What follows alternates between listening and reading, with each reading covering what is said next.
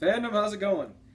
Today we're going to talk about an awesome series that was done by Garth Ennis. It was done a few months ago. Garth Ennis happens to actually be one of my favorite authors in the comic industry right now, and I think he's one of the top of the game.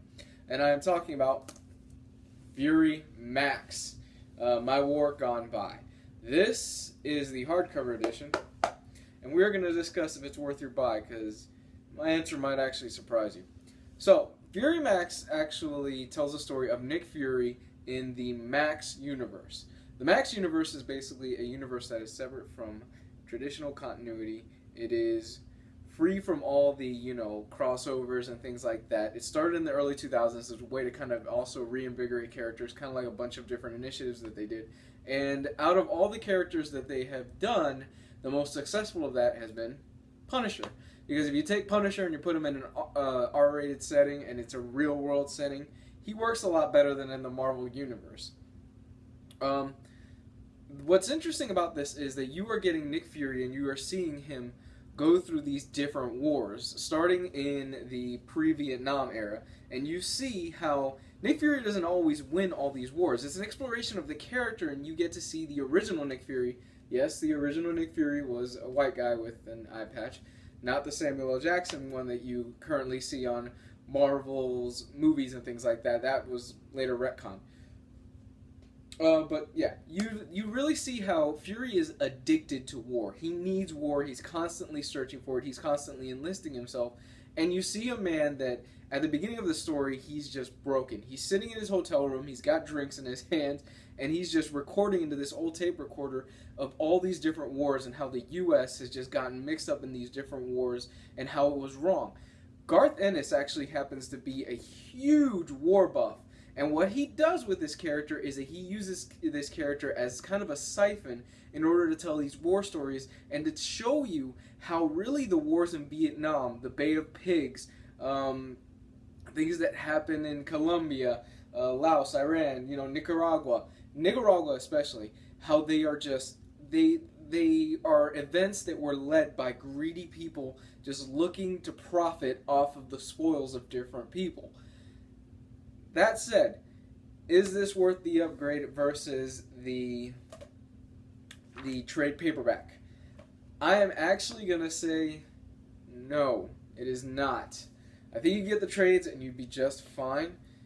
However, I do think the art in this is gorgeous, but we will get to that in a little bit. The thing is with this, that you have Image and Vertigo and Dark Horse especially, who are putting out these beautiful hardcover editions, and they are just filled with special features. They're hugely oversized. This is kind of slacking on Marvel's part, to be honest with you. I kind of expected a little bit more. You do get all 13 issues in one hardcover. This is 13 issues, one and done. You can read this perfectly fine. You don't need to know anything about Nick Fury other than he was, in the military. As far as special features go, this is what really kind of kills it for me. There's really not much here. There's just, the basic cover layouts and sketches and things like that. I think, personally, this is one of the better Marvel Max stories that has come out in the past few years outside of Punisher, and you should pick it up. But I don't think you should just go crazy and pick this hardcover. And this is the hardcover without the slipcase. Very sturdy, actually. I do like it. Production value is really good, just it lacks special features. So with all these other companies that are throwing out, these extras in the back and, with ribbons and things like that, I was kind of disappointed. I'm like, Marvel, you probably could have done a little bit better with this, since it is such an awesome run, and I really do adore this, and it shows how gritty and gruesome war is. And there's one particular scene in here that involves a mission in Cuba that goes just pear-shaped really badly, and one of the soldiers in it, how he ends up in the story is just, oh my god, it hits you so hard, and you're just like, yeah, that's probably how a lot of these things went down. I really enjoyed the Cuba story. The Cuba story in here with Bay of Pigs was probably the highlight for me.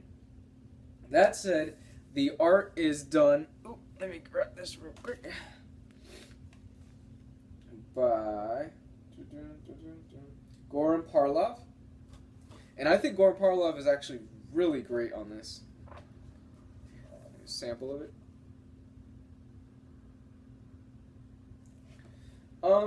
Also, you should probably be aware of the fact that this is the Max line, so there is cussing, there is nudity, it's very violent. This is definitely not stuff that you get for your kid who's interested in learning about Nick Fury. This is R-rated and M-rated and gory, but not in the way that it is too gratuitous. It's actually serving the story. So I definitely think you should check this out. I give it my recommendation. I just don't think you should go out of the way and pick up the hardcover. If you get the trades cheaper, I think that's perfectly fine. But, you know, for about, I think this ran me about $40. You get the trades probably for like 10, 12 bucks a pop. So save yourself some cash. Comment, subscribe, let me know what you think. Bye. Oh, one last thing. I will be at Florida's Spooky Empire next weekend. If you happen to be in the Orlando area, say hi if you see me.